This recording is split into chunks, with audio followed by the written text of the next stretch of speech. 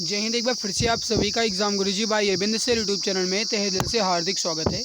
देखिए, UP police constable री exam 60,244 पदों पे जो आपका फिर से पेपर होने वाला है, उसके लिए आज की इस वीडियो में हम हिंदी के मोस्ट इंपॉर्टेंट क्वेश्चंस को कंप्लीट करने वाले हैं। गाइस, ये आपका मिक्स प्रैक्टिस सेट है, यानी इसमें आपको बेहतरीन तरीके से और मिक्स क्वेश्चंस मिलने वाले हैं। आपको बता दें कि इसमें जो भी क्वेश्चंस हैं ये आपके इंपॉर्टेंट हैं। और दूसरी बात, इसके लेवल की बात की जाए मेरे भाई, तो ये जो लेवल है ये हाई लेवल के क्वेश्चंस हैं। तो आप इस क्वेश्चंस को एक बार ज़रूर देख लीजिएगा। अगर आप क्वेश्चंस का आंसर जानते हैं तो अच्छी बात है, नहीं जानते हैं तो आप इसको नोट जरूर कर लीजिएगा। इसके अलावा मैं आपको एक गुड न्यूज़ दे दूँ कि आप सभी के लिए जो एग्जामपुर के विवेक सर द्वारा लॉन्च किया गया है वॉल्यूम 2 का मॉडल पेपर 10 मॉडल पेपर, उसमें हमने 6 मॉडल पेपर कंप्लीट करवा दिए हैं। बाकी 7, 8, 9 और 10 यानी 4 मॉडल पेपर आपका बचता है, वो भी मैं कंप्लीट करवा दूंगा। तो आप अगर चैनल पे पहली बार आए हो तो सब्सक्राइब कर लेना, और अगर मॉडल पेपर देखना है तो आप चैनल की प्लेलिस्ट में जाइए। यूपी कांस्टेबल री एग्ज़ाम मॉडल पेपर के नाम से प्लेलिस्ट बनी हुई है, आप देख सकते हैं। चलिए आज के इस इंपॉर्टेंट क्लास की शुरुआत करते हैं। मैंने जो इसका बैकग्राउंड है ये ब्लैक कलर का रखा है, ताकि गाइस ये रात में क्लास हो रही है तो आपके आंखों पे कोई भी इफेक्ट ना पड़ पाए। स्टार्ट करते हैं क्वेश्चन से। पहला क्वेश्चन है आपके सामने, क्वेश्चन नंबर 114 है, पहाड़ी भाषा का विकास किस अपभ्रंश से हुआ है? आपको ये बताना है कि पहाड़ी भाषा का विकास जो है ये किस अपभ्रंश से हुआ है। इसका आंसर आप बताएंगे। राइट आंसर यहाँ पे क्या हो जाएगा? सही आंसर जो हो जाएगा ये हो जाएगा ऑप्शन नंबर सी, खस अपभ्रंश से। ऑप्शन सी करेक्ट आंसर हो जाएगा। देखिए, थोड़ा सा समझने की कोशिश कीजिएगा, ये क्वेश्चन आपके एग्जाम्स के लिए इंपॉर्टेंट है मेरे भाई। जो पहाड़ी भाषा है ये खस अपभ्रंश से हुई है, और ये पहाड़ी हिंदी जो है ये उत्तर भारत के जो पर्वतीय क्षेत्र हैं यहाँ पे अक्सर बोली जाती है। अगर इसमें कहा जाए तो जैसे हिमाचल प्रदेश हो गया, उत्तराखंड हो गया, इस साइड में जो पहाड़ी क्षेत्र में है यहाँ पे खस भाषा बोली जाती है, यानी कि पहाड़ी भाषा के अंतर्गत है, ये खस अपभ्रंश से हुआ है। राइट हो जाएगा आपका ऑप्शन नंबर सी। अगला सवाल है आपके सामने, क्वेश्चन नंबर 115 है कि खड़ी बोली का दूसरा नाम क्या है? खड़ी बोली का दूसरा नाम क्या है?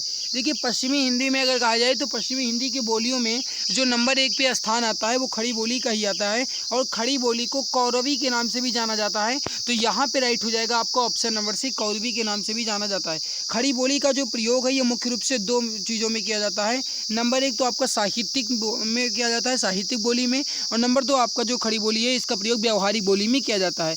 जो खड़ी बोली है ये अक्सर उत्तर प्रदेश के मेरठ में, आगरा में, देहरादून, मुरादाबाद, सहारनपुर, गाजियाबाद के आसपास क्षेत्रों में खड़ी बोली जो है बोली जाती है। ध्यान रखिएगा, आपसे एग्जाम में ये पूछा जा सकता है। ओके, आगे बढ़ते हैं। अगला सवाल है कि निम्नलिखित में से उत्क्षिप्त व्यंजन का जो है ये कौन सा है? आपको ये बताना है कि उत्क्षिप्त व्यंजन इसमें कौन सा है। देखिए, अगर आपसे सवाल ये पूछा जाए कि उत्क्षिप्त का मतलब क्या होता है, तो उत्क्षिप्त का जो मतलब होता है ये होता है फेंका हुआ। उत्क्षिप्त का मतलब क्या होता है? उत्क्षिप्त का मतलब होता है फेंका हुआ। और अब यहाँ पे आप देखिए, थोड़ा सा समझने की कोशिश कीजिएगा।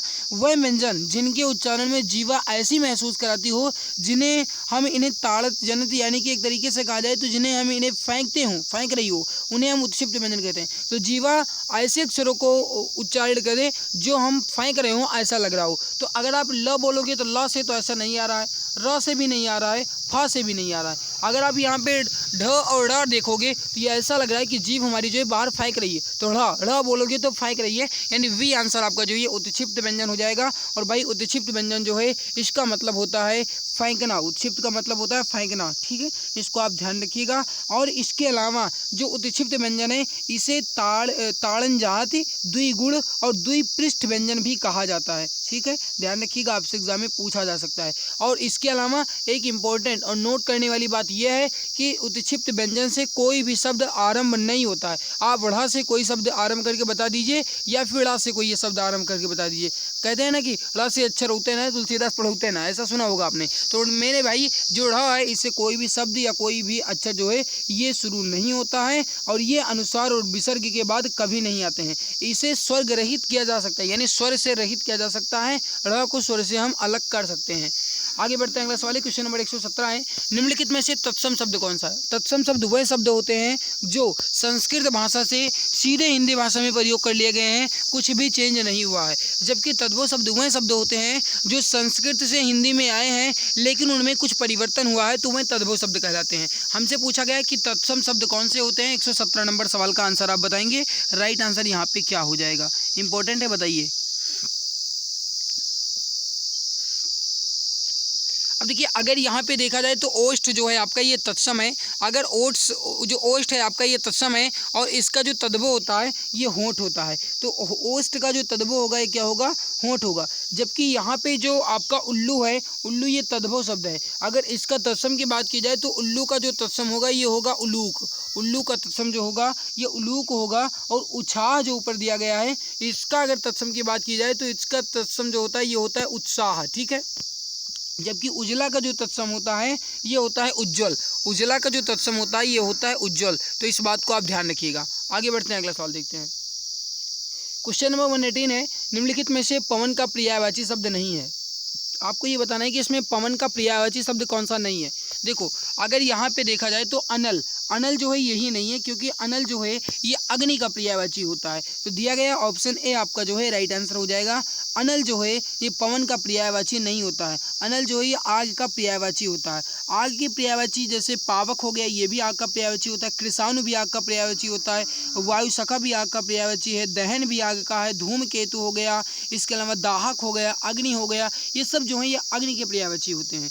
जबकि यहाँ पे जो दिया गया है वात, इसके अलावा जो यहाँ पे दिया गया है अनिल, और इसके अलावा जो दिया गया है समीर, और इसके अलावा अगर कहा जाए तो बयार हो गया, पवमान हो गया, मारुत हो गया, ये सब जो है ये हवा के पर्यायवाची हैं। तो यहाँ पे जो आपका राइट हो जाएगा, ये पूछा गया था कौन सा नहीं है, ऑप्शन ए आपका राइट हो जाएगा। अनल जो है ये पवन का पर्यायवाची शब्द नहीं है। दिया गया option A is correct answer. Next है, अभद्र शब्द का विलोम बताइए। अभद्र शब्द का विलोम, देखिए अभद्र का विलोम आपको बताना है। क्वेश्चन नंबर 119 है, राइट हो जाएगा आपका ऑप्शन नंबर सी भद्र। अभद्र का विलोम क्या है, भद्र है, ऑप्शन सी करेक्ट आंसर आपका हो जाएगा। जबकि अगर यहाँ पे अशिष्ट का विलोम की बात की जाए तो अशिष्ट का विलोम जो है ये होता है शिष्ट। तो अशिष्ट का विलोम क्या होता है, शिष्ट होता है। यहाँ पे शिष्ट हो जाएगा। अभद्र जो भद्र है इसका विलोम हो जाएगा अभद्र। और पाखंडी जो है इसका विलोम क्या होता है, इसका विलोम जो है ये होता है ईमानदार। पाखंडी का आप ईमानदार कह सकते हैं। और बदमाश का विलोम अगर कहा जाए तो बदमाश का विलोम आप कह सकते हैं शरीफ। ये हो जाएगा बदमाश का विलोम। ओके, आगे बढ़ते हैं, अगला सवाल। अगला है कि जो शत्रुओं को मार डालता है वाक्यांश के लिए एक शब्द क्या होगा। जो शत्रुओं को मार डालता है इसके लिए एक शब्द क्या होगा, शत्रुधन। जो शत्रुओं को मार डाले उसे आप क्या कहेंगे, शत्रुधन। बहुत सही, ऑप्शन नंबर ए आपका राइट आंसर हो जाएगा। शत्रुधन जो है इसका मतलब होता है जो शत्रुओं को मार डाले उसे आप शत्रुधन कहेंगे। अगर यहाँ पे देखा जाए जो दिया गया है जन्मांध, जन्मांध का मतलब होता है जन्म से अंधा। नश्वर का मतलब क्या होता है, आप इसका आंसर बताएंगे। नश्वर का मतलब होता है जो नष्ट होने वाला हो, ये हो जाएगा नश्वर। और निर्दयी का मतलब होता है जिसके अंदर दया ना हो उसे आप निर्दयी कहेंगे। तो यहाँ पे राइट आंसर हो जाएगा आपका फर्स्ट ऑप्शन। नेक्स्ट है, अनल और अनिल शब्द युग्म का सही अर्थ क्या है। 121 है, अनल और अनिल शब्द युग्म का सही अर्थ क्या है। देखो अभी अभी जस्ट मैंने आपको बताया, अनल का मतलब होता है आग और अनिल का मतलब होता है वयार, हवा, समीर, कुछ भी कह सकते हो। तो राइट हो जाएगा आपका ऑप्शन नंबर बी, आग और हवा। ऑप्शन बी आपका जो है करेक्ट आंसर हो जाएगा। अगला सवाल है, क्वेश्चन नंबर 122 है, निम्नलिखित में से क्रम भंग संबंधी अशुद्धि वाला वाक्य आपको बताना है। आपको ये बताना है क्रम भंग संबंधी, यानी कि एक तरीके से कहा जाए तो एक सेंटेंस जो है आपका ये बिल्कुल सही नहीं लिखा है, आगे पीछे करके लिखा है, यानी क्रम में नहीं लिखा है, क्रम को भंग करके लिखा गया है। तो वो जो गलत है वो आपको बताना है। क्वेश्चन नंबर 122 है।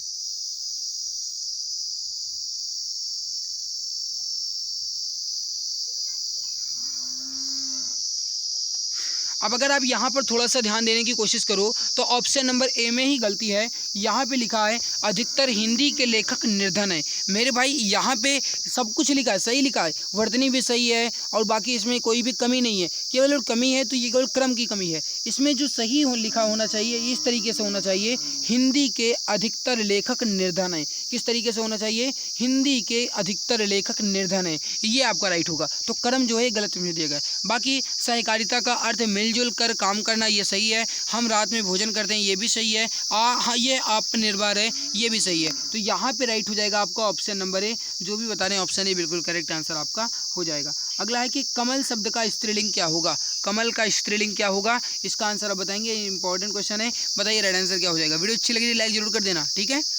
कमल का स्त्रीलिंग क्या होगा, 123 नंबर सवाल है, इंपॉर्टेंट है, बताइए राइट आंसर यहाँ पे क्या हो जाएगा। कमल का स्त्रीलिंग क्या होगा। देखिए कमल का स्त्रीलिंग जो होता है ये होता है कमलिनी। कमल का स्त्रीलिंग होता है कमलिनी, जो कि ऑप्शन नंबर सी में दिया गया है। इसमें कभी कभी वर्तनी भी पूछ लिया जाता है कि कमलिनी किस तरीके से लिखा जाएगा। तो यहाँ पे कमल का जो है ये हो जाएगा कमलिनी। आगे बढ़ते हैं। नदी का जल ठंडा है, प्रयुक्त वाक्य का सामान्य बहुवचन क्या होगा? आपको ये बताना है कि नदी का जल ठंडा है, इसमें जो मतलब बहुवचन होगा इसका ये क्या होगा? 124 नंबर सवाल है, बताइए राइट आंसर क्या होगा। अगर यहाँ पे देखा जाए तो नदी का जल ठंडा है, ये भी वही उसी तरीके से लिखा हुआ है। सभी नदी का जल ठंडा है, ये भी गलत है। नदियों का जल ठंडा है, ये आपका राइट होगा। देखो यहाँ पे ये नदियों गलत लिखा है ना, इसमें वर्तनी ये गलत लिखा है, जबकि ऑप्शन सी जो है ये बिल्कुल सही लिखा है। तो ऑप्शन सी आपका राइट आंसर हो जाएगा। नदी का जल ठंडा है मतलब नदियों का जल ठंडा है, ऑप्शन नंबर सी आपका करेक्ट आंसर हो जाएगा। अगला सवाल देखते हैं। अगला सवाल है आपके सामने 125 नंबर सवाल है। कदाचित संस्था को पानी बरसे, इस वाक्य का काल पहचानिए। कदाचित संध्या लिखा है कदाचित संध्या को पानी बरसे, इस वाक्य का काल बताइए। कदाचित संध्या को पानी बरसे। अब देखिए कदाचित का मतलब है कि शायद, इसमें कहने का मतलब ये है कि शायद, यानी शायद शाम को पानी बरसे, इनके कहने का मतलब यही है। तो यहाँ पे संभावना की बात की जा रही है, तो संभाव्य भविष्य काल होगा, ऑप्शन 20 करेक्ट आंसर संभाव्य भविष्य काल होगा। यानी कदाचित संध्या को पानी बरसे तो इसका हो जाएगा संभाव्य भविष्य काल, ऑप्शन बी करेक्ट आंसर आपका हो जाएगा। जो भी ऑप्शन बी बता दें बिल्कुल सही आंसर हो जाएगा।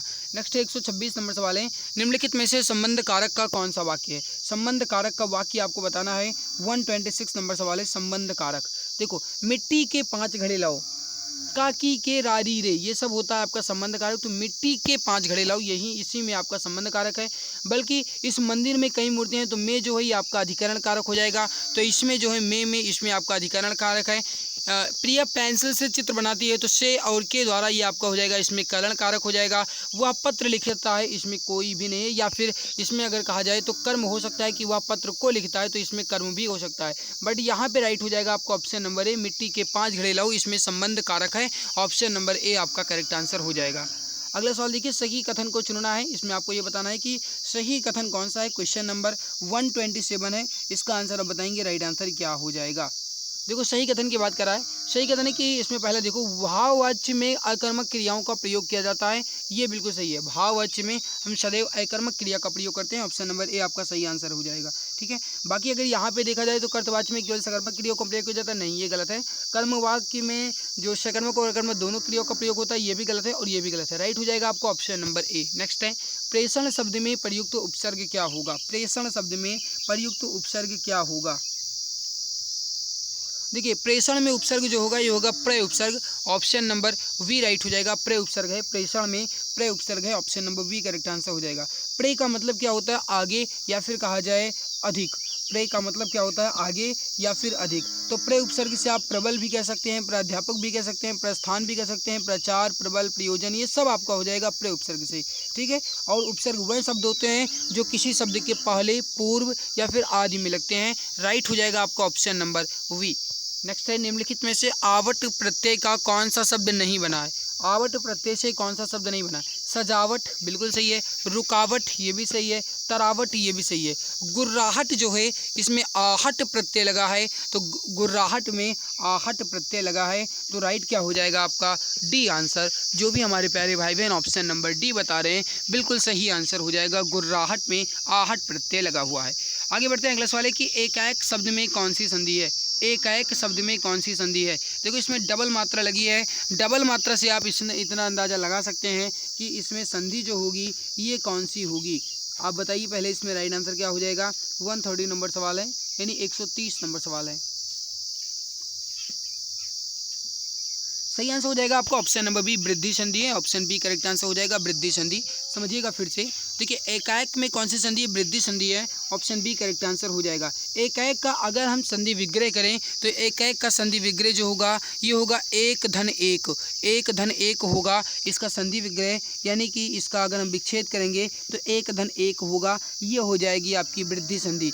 वृद्धि संधि में क्या हो जाता है, जैसे जो मात्राएं हैं वो आपकी बदल जाती हैं, और जो अ है इसके बाद ए आ जाए तो वो ए में बदल जाता है ना, तो वी आंसर आपका राइट आंसर हो जाएगा। 131 नंबर सवाल है, यथाशक्ति शब्द का समास विग्रह क्या होगा? यथाशक्ति शब्द का समास विग्रह क्या होगा? मेरे भाई मैं वीडियो में आगे बढ़ने से पहले एक बार मैं आपको एक और अच्छी न्यूज़ दे दूँ। अगर आप यूपी पुलिस कांस्टेबल री एग्ज़ाम में 60,244 के भीड़ में आना चाहते हैं, 60,244 की लिस्ट में आना चाहते हैं, तो मेरे प्यारे भाई आपके लिए गुड न्यूज़ है। आपके लिए एक रामबाण ई बुक तैयार की गई है। इस ई बुक की सबसे अच्छी खास बात यह है कि special for UP police constable री एग्ज़ाम के लिए है और इसमें जीके यूपी हिंदी साथ में मैथ्स और रीजनिंग के भी क्वेश्चंस आपको मिलेंगे। मैथ्स और रीजनिंग के क्वेश्चन जो हैं ये बेस्ट ट्रिक के साथ मिलेंगे। इस पर 60% का डिस्काउंट चल रहा है। आपको ये ई बुक मात्र 39 रुपये में अभी मिल रही है। मेरे प्यारे भाई मैं गारंटी के साथ कह सकता हूँ कि अगर आप इस ई बुक को एक बार अच्छे से और मन लगा करके पढ़ लेते हैं तो फिर आपको किसी के भी कोई भी कोर्स की ज़रूरत नहीं है। ज़रूरत है तो एक बार अच्छे से मन लगा करके पढ़ाई करने की। और मेरे भाई मैं इस ई बुक का डेमो पेज आपको दिखा देता हूँ। आप यहाँ पर एक बार इस ई बुक का डेमो पेज देख लीजिए, कितनी मेहनत करके और आपके लिए कितने बेहतरीन तरीके से तैयार किया गया है। और मेरे भाई आप इस ई बुक को एक बार पढ़ने के बाद इंस्टाग्राम पे अपना एक बार रिव्यू जरूर दे दीजिएगा, क्योंकि बड़ी मेहनत लगी है। पूरे 418 पेज की ये है। इस ई बुक की सबसे खास बात यह है कि इसमें जितने भी क्वेश्चंस हैं एग्जाम ओरिएंटेड हैं, इमेज और कलरफुल के साथ बनाया गया है ताकि पढ़ने में मज़ा आए। बेहतरीन तरीके के क्वेश्चंस आपको इसमें मिलेंगे। तो मेरे भाई अगर आपको लेना है तो आप इससे दिए गए व्हाट्सअप नंबर है, क्या नंबर है मैं लिख दे रहा हूँ यहाँ पे। नंबर है 8948667652 यानी 8948667652। ये नंबर है, इस पर आप व्हाट्सअप कीजिएगा। यहाँ से आपको ये मात्र 39 रुपये की मिल जाएगी। अभी 60% का डिस्काउंट चल रहा है। बाद में अगर आप इसे लेंगे तो आपको इसके लिए 99 रुपये पे करना पड़ेगा। इस वजह से मेरे भाई अभी आप इसको ले लीजिए, 39 रुपये में आपको ये ई बुक मिल जाएगी। अब आइए हम बढ़ते हैं क्वेश्चंस की तरफ। क्वेश्चन आपसे क्या कह रहा है कि यथाशक्ति शब्द का समास विग्रह क्या होगा। यथाशक्ति शब्द का समास विग्रह क्या होगा। देखिए यथाशक्ति इसमें एक अव्यय पद लग गया है। अव्यय पद इसमें क्या लग गया है, यथा। यथा जो है इसमें एक अव्यय पद लग गया है और ये हो जाएगा आपका अव्ययी भाव समास। अब ये आपको बताना है इसमें समास विग्रह क्या होगा। यथाशक्ति का समास विग्रह क्या होगा। समास का नाम तो आपने बता दिया, अव्ययी भाव समास है, लेकिन अगर इसका समास विग्रह की बात की जाए तो ये हो जाएगा शक्ति के अनुसार। राइट, क्या हो जाएगा, शक्ति के अनुसार। ऑप्शन ए आपका जो है करेक्ट आंसर हो जाएगा, शक्ति के अनुसार। ठीक है, आगे बढ़ते हैं। अगला सवाल है गुरु दक्षिणा शब्द का समास विग्रह क्या होगा। गुरु दक्षिणा शब्द का समास विग्रह क्या होगा। 132 नंबर सवाल है, बताइए राइट आंसर क्या हो जाएगा। सही आंसर जो हो जाएगा आपका ये हो जाएगा ऑप्शन नंबर बी, गुरु के लिए दक्षिणा। और इसमें अगर समास की बात की जाए तो इसमें है तत्पुरुष समास, संप्रदान तत्पुरुष समास। तो ये है आपका गुरु के लिए दक्षिणा। गुरु दक्षिणा शब्द का समास विग्रह राइट हो जाएगा आपका ऑप्शन नंबर बी, गुरु के लिए दक्षिणा। जो भी हमारे प्यारे भाई बहन ऑप्शन बी बता रहे हैं बिल्कुल सही आंसर हो जाएगा। अगला सवाल है कि वागीश शब्द में कौन सी संधि है।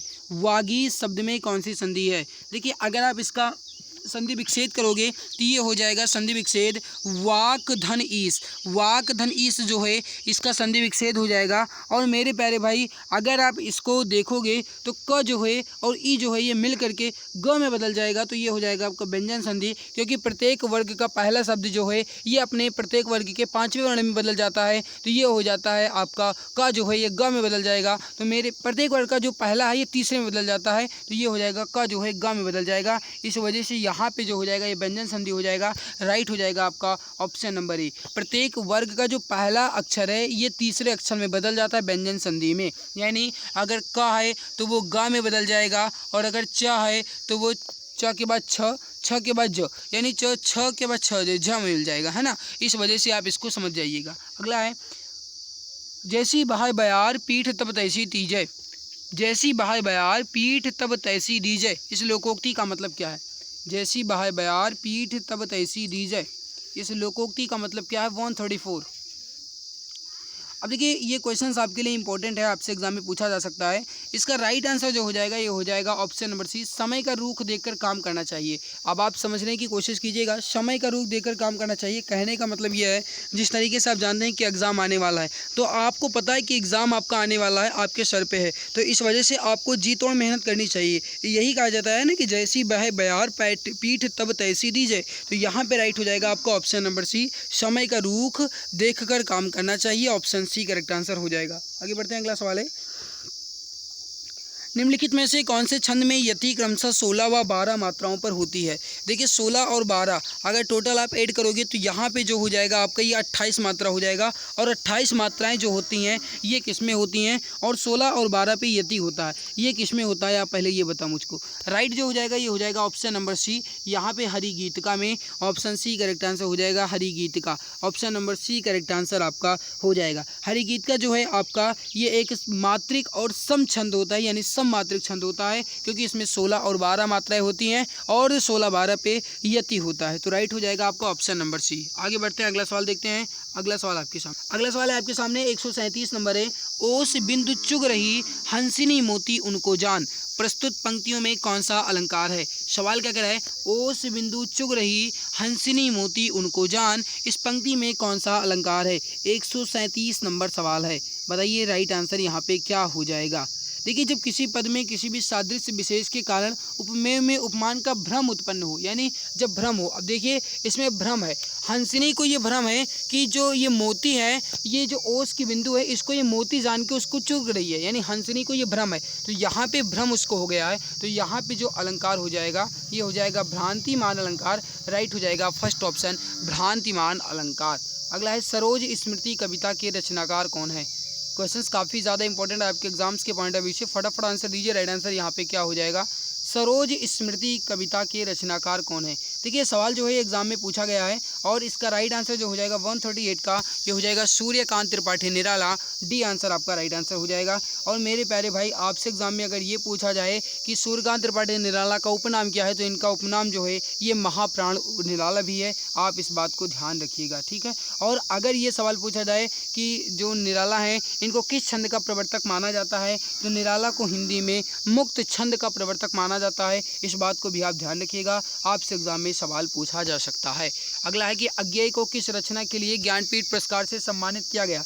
देखिए अज्ञेय को किस रचना के लिए ज्ञानपीठ पुरस्कार से सम्मानित किया गया, 139 का आप बताएंगे। देखिए 1978 में इन्हें ये ज्ञानपीठ पुरस्कार मिला था, और कितनी नाव में कितनी बार इसके लिए इन्हें ज्ञानपीठ पुरस्कार मिला था। और प्रयोगवाद के प्रवर्तन करने का श्रेय जो है ये अज्ञेय को दिया जाता है। अज्ञेय का पूरा नाम जो है यह है सच्चिदानंद हीरानंद वात्स्यायन अज्ञेय, इस बात को भी आप ध्यान रखिएगा। दिया गया ऑप्शन नंबर जो है ए आपका राइट आंसर हो जाएगा। आगे बढ़ते हैं, उसे क्या पता जिससे कभी कोई कष्ट ना हुआ हो, इस वाक्य में कौन सा सर्वनाम है। और मेरे प्यारे भाई वीडियो अच्छी लग रही है लाइक ज़रूर कर दो, क्योंकि आपके लाइक एंड आपके चैनल सब्सक्राइब करने से मुझे मोटिवेशन मिलता है। सो गाइज आपसे छोटा सा निवेदन है, और मेरे प्यारे भाई आपसे कुछ नहीं कह रहे, केवल यही कह रहे हैं कि वीडियो को लाइक और चैनल को सब्सक्राइब जरूर कर लेना, ताकि जो भी क्लास हो उसकी नोटिफिकेशन मैं आपको समय से दे पाऊँ। तो प्लीज़ आप चैनल को सब्सक्राइब जरूर कर लेना। यहाँ पे अगर आप ध्यान से देखने की कोशिश करो तो राइट हो जाएगा ए आंसर, क्योंकि इसमें संबंधवाचक है, इसमें उसे और जिसे ये आपका जो है ये संबंध दर्शा रहा है। तो राइट आंसर जो हो जाएगा आपका ये हो जाएगा फर्स्ट ऑप्शन, ठीक है। जैसे कहा जाए ये वही लड़का है जो कल घर आया था, या फिर अगर आपसे कहा जाए ये वही लड़का है जो मेहनत कर रहा था, या फिर ये वही पुलिस बना है जो दिन रात एक मेहनत कर रहे थे। तो यहाँ पे वही और जो का जो संबंध है ये संबंधवाचक हो जाएगा। दिया गया ऑप्शन ए राइट आंसर हो जाएगा। नेक्स्ट है 141 नंबर सवाल है। सवाल क्या कह रहा है कि निम्नलिखित में से गलत विकल्प आपको बताना है। गलत विकल्प कौन सा है, वह चतुर निकला, इसमें सहकर्मक क्रिया है क्या, बताइए राइट आंसर क्या होगा। देखो आपसे पूछ क्या रहा है कि इसमें गलत विकल्प कौन सा है, वह चतुर निकला, क्या इसमें सहकर्मक क्रिया है। ध्यान से समझने की कोशिश कीजिएगा। वह चतुर निकला इसमें सहकर्मक क्रिया नहीं है, क्योंकि इसमें अकर्मक है। वह चतुर निकला, क्या निकला पता ही नहीं चला ना, क्या निकला। अब ये थोड़ी कहोगे चतुर निकला, ऐसा नहीं है, इसमें अकर्मक क्रिया है, तो यहाँ पे जो है ये अकर्मक है, ठीक है, सहकर्मक नहीं है। तो यही आपका राइट हो जाएगा। वह कॉलेज से आकर सो गया, एक क्रिया होकर के फिर उन्होंने दूसरा क्रिया किया, पहले आया फिर सोया, यानी आकर कर जब प्रत्यय लग जाए तो वो हो जाएगा आपका पूर्वकालिक, ये सही है। उसने आम खाया सहकर्मक है, मोर नाचता है कर्मक है, ठीक है, राइट हो जाएगा आपका फर्स्ट ऑप्शन। नेक्स्ट है आपके सामने, निम्नलिखित में से संज्ञा शब्दों से निर्मित विशेषण चिन्हित कीजिए। आपको बताना है कि संज्ञा से कौन सा विशेषण बना हुआ है। 142 नंबर सवाल आपके सामने, राइट हो जाएगा कायिक। कायिक जो है आपका ये संज्ञा से बना हुआ विशेषण है। कायिक शब्द जो है संज्ञा से बना हुआ विशेषण है। इसका जो अगर मूल शब्द कहा जाए तो काया है।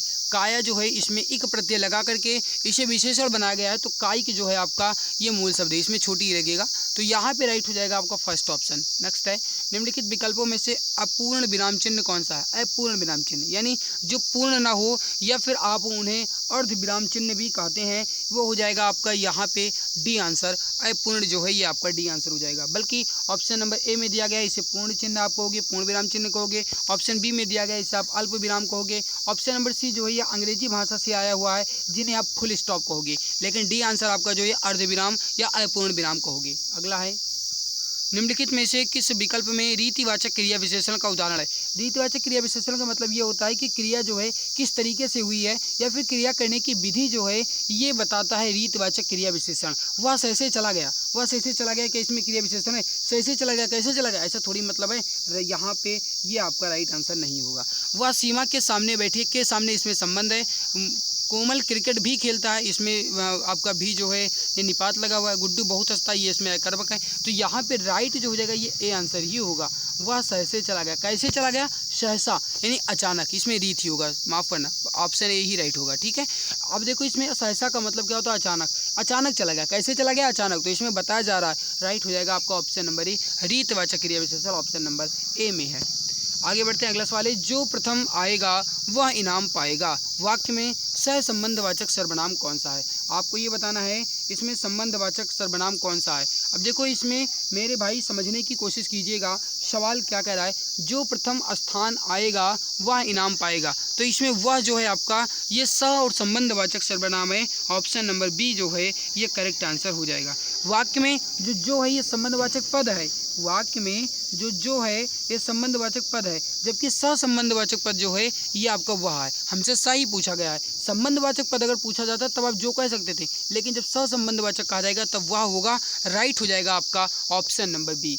तो यहाँ पे मेरे भाई अब आपका बचता है जो ये आंसर है वो बचता है, और ये जो आंसर शीट है ये मैं आपको दे दूंगा पीडीएफ जो है फुल, ये पीडीएफ आपको टेलीग्राम चैनल एग्जाम गुरुजी बाय अरविंद सर पे मिल जाएगी। आप टेलीग्राम चैनल को जरूर ज्वाइन कर लेना। वीडियो के नीचे डिस्क्रिप्शन बॉक्स में मैं आपको इसके लिंक दे दूंगा, आप वहाँ से इस टेलीग्राम चैनल को जरूर ज्वाइन कर। बाकी इस ई बुक के बारे में मैंने आपको बता दिया है, लेना है भाई तो आपको मात्र 39 रुपये में अभी आपको मिल जाएगी। इस नंबर पर आपको व्हाट्सअप करना है, यहाँ से आपको ये ई बुक मिल जाएगी। तो आज की इस बेहतरीन लाजवाब क्लास में सिंदा ही आज की हमारी मेहनत है, आपको कैसी लगी अपना फीडबैक वीडियो के नीचे कमेंट सेक्शन में कमेंट करके जरूर बताइएगा। अगर अच्छी लगी तो लाइक जरूर कर देना, चैनल पर पहली बार आए हो तो सब्सक्राइब कर लेना। इसके अलावा मेरे भाई आपसे एक छोटा सा निवेदन यह है कि अगर आप इसके पहले वाले जो मॉडल पेपर मैं करवा रहा हूँ डेली, उस मॉडल पेपर को अगर आपने नहीं देखा है तो जरूर देख लेना। वीडियो के नीचे डिस्क्रिप्शन बॉक्स में मैंने प्लेलिस्ट की लिंक दे रखी है, अदरवाइज अगर आप चैनल की प्लेलिस्ट में जाओगे तो वहाँ से भी आपको वीडियो मिल जाएगा, वहाँ से भी आप देख सकते हैं। ठीक है, टेलीग्राम को ज्वाइन कर लेना, वहाँ से आपको पीडीएफ मिल जाएगा। इसके अलावा यूपी पुलिस सीरी एग्जाम वाला जो टेलीग्राम है वहाँ पे आपको डेली क्यूज भी मिल जाएगी।